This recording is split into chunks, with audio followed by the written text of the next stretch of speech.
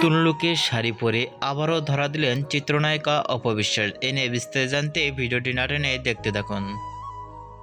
অনেকটাই সুন্দর লাগছে অপবিশ্বাসের শাড়ির ডিজাইনটি। এরকম লুকে কখনো দেখা যায়নি সোশ্যাল মিডিয়ায় ভিডিওতে অপবিশ্বাসকে। সেখানে ফুল দিয়ে স্বাগতম জানাচ্ছেন চিত্রনায়িকা অপবিশ্বাসকে। ফুলটি অপবিশ্বাস হাতে নিয়ে দেখা গেছে অনেক খুশি মনেই দেখা গেল সেখানে।